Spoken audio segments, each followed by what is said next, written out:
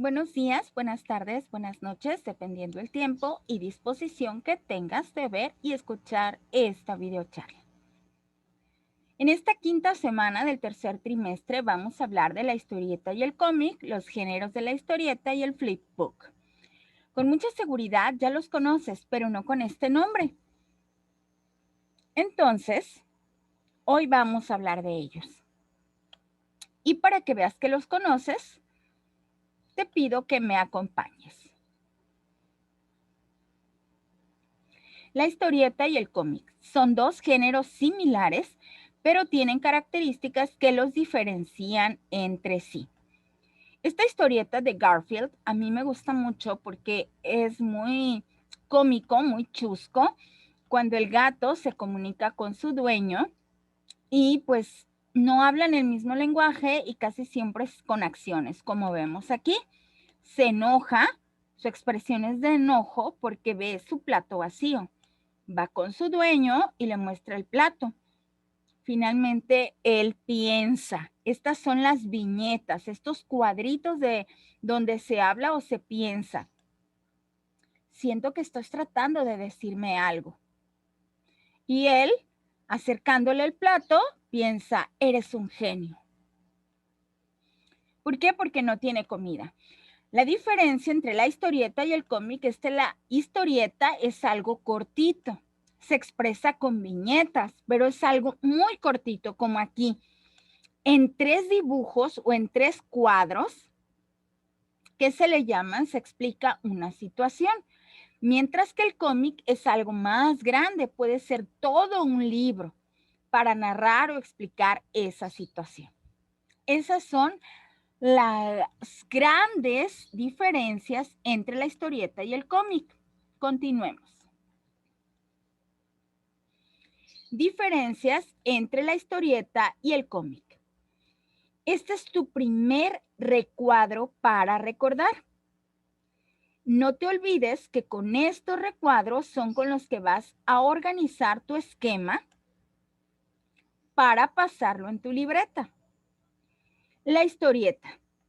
Aquí vamos a ver las diferencias, las similitudes y las características de cada uno de estos géneros. La historieta relata con pocos cuadros, como te dije, un hecho concreto. No necesita una secuencia cronológica. ¿Por qué? Porque queda entendida, porque son pocos cuadros. Puede expresarse a través de viñetas, como lo acabamos de ver. La situación narrada debe ser limitada y concreta, es decir, poco para entender. Casi siempre son situaciones de humor.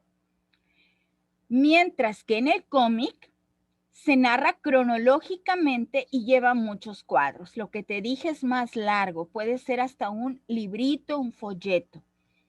Describe situaciones donde hay protagonistas, donde siempre hay personajes principales.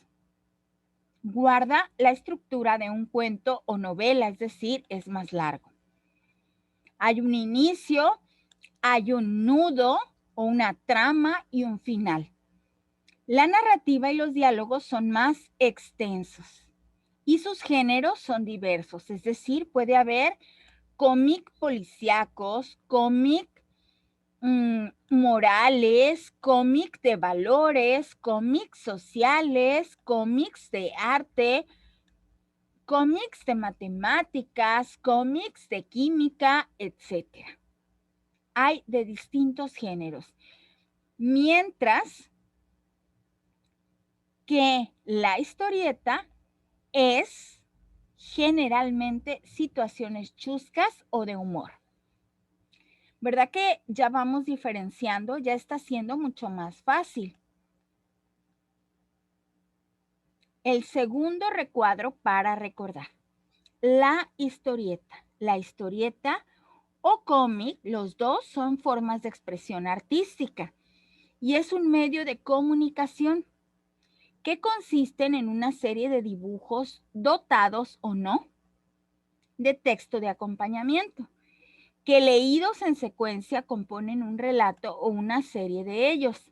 Suelen ir enmarcadas en viñetas o recuadros, como ya vimos, que se adaptan en forma y estilo al contenido narrativo y humorístico de la historia. Los dos son géneros artísticos, tanto la historieta como el cómic. Uno es más cortito y el otro es más extenso. La historieta es de humor, el cómic de diversos géneros. Nuestro tercer recuadro para recordar. El flipbook. Es un libro que contiene una serie de imágenes que muestran el dibujo de un objeto que cambia gradualmente de una página a la siguiente. Cuando las hojas se pasan rápidamente, percibimos como si la imagen se moviera. Eso es un flipbook. Yo cuando era niña sí hice flipbooks. No sé tú. Si no los has visto, lo vas a ver ahora. ¿Sabías que con Flipbook se hicieron las primeras caricaturas y dibujos animados que veíamos en la televisión antes de la tecnología por computadora que conocemos ahora? Te voy a contar una experiencia. A mí me gustaban mucho los Picapiedra, The Flintstones en inglés. Y yo desde niña he sido muy observadora. Me llamaba la atención que en algunas Dino, la mascota, estaba más morado, en otras más rosa, o que a Vilma le faltaba collar, o a Betty. Algo cambiaba. A veces los personajes eran distintos. Cuando crecí y me puse a estudiar, supe que era por esto, porque se hacían con flipbook. Cada cuadrito, cada movimiento del monito se tenía que hacer a mano. Entonces tenían a muchos cientos de dibujantes trabajando para que al correr los cuadros rápidamente se viera que el personaje tenía movimiento. Hoy ya no es así. Hoy es mucho más fácil porque tenemos ayuda de la tecnología y las computadoras. Aquí estamos viendo un ejemplo de flipbook. Mickey Mouse. Para que Mickey Mouse pueda hacer todo lo que hace, aquí hay un ejemplo de las escenas. Entonces, a veces intervenían muchos dibujantes o se podía olvidar un detalle, pero ya no había tiempo de repetirlo, que era muy costoso y muy tardado. Había que invertir muchas horas de tiempo.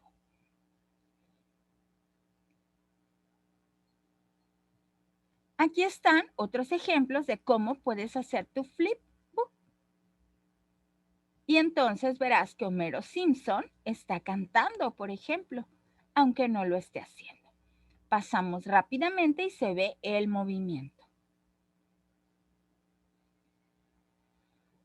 Todos los días, todas las semanas aprendemos cosas nuevas, ¿verdad? Yo recuerdo cosas de mi niñez y me da mucho gusto. El reto de la semana, recuerda que los retos son puntos extras. Es realizar tu avatar o dibujo animado y presentarlo. Es decir, vas a mandar una foto de ese avatar o dibujo animado. Yo te presento aquí mi avatar. Este es mi avatar. ¿Cuál es el tuyo? Estaré esperándolos. Estamos en el segundo proyecto. Muchos de ustedes me estaban preguntando que si no había proyecto. Acuérdate que los proyectos los estamos dejando más espaciados para que tengas más tiempo y los hagas con calma, utilizando tu creatividad e imaginación. Este segundo proyecto de este trimestre se llama Tall Painting, pintura experimental para crear un espacio visual. El Tall Painting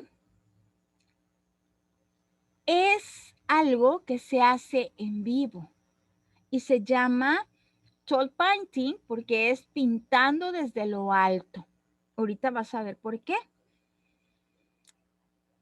Es una técnica en la que vamos a vaciar la pintura en gotas o en chorros desde recipientes, desde una parte alta, para crear efectos. El creador de esta técnica se llama Holton Rower. Es un artista estadounidense de Nueva York. ¿En qué consiste el tall painting? El tall painting consiste en verter litros y litros de pintura de diferentes colores desde un punto elevado. Generalmente se hace desde el centro.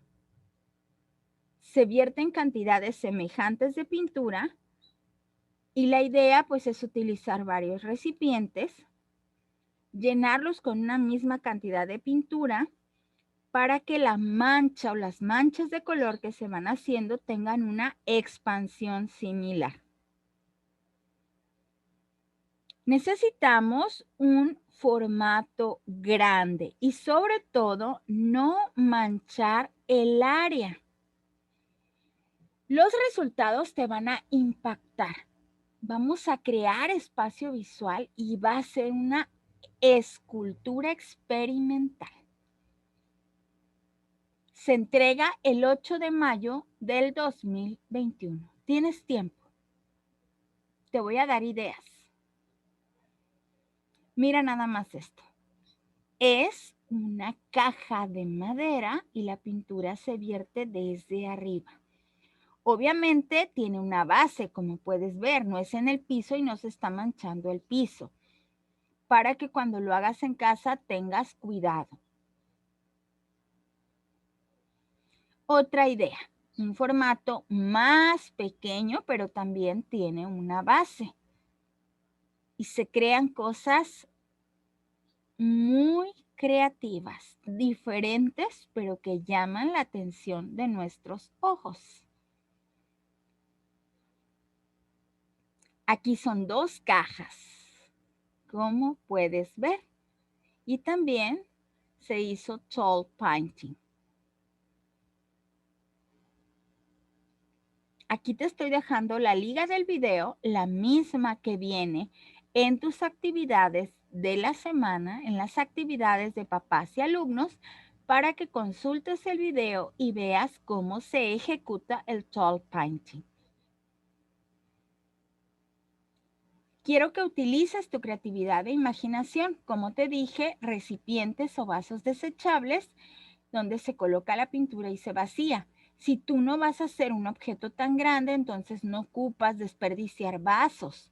Puedes vaciar pequeñas cantidades de pintura desde los frascos de la pintura. Y mira, aquí hay otra idea. Puedes hacer macetas con tall painting. Algo que vas a aprovechar y lo estás decorando. Son ideas, por eso te digo, utiliza tu creatividad e imaginación.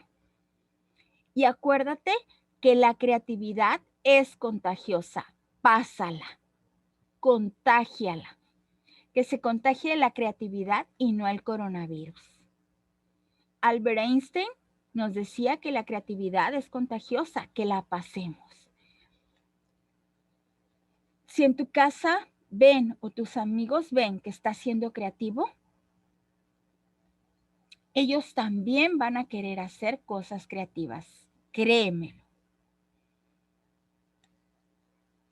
Y aparte, cuando tú utilizas tu creatividad e imaginación, te estás olvidando de los problemas, del encierro, del estrés y de que muchas veces estamos aburridos.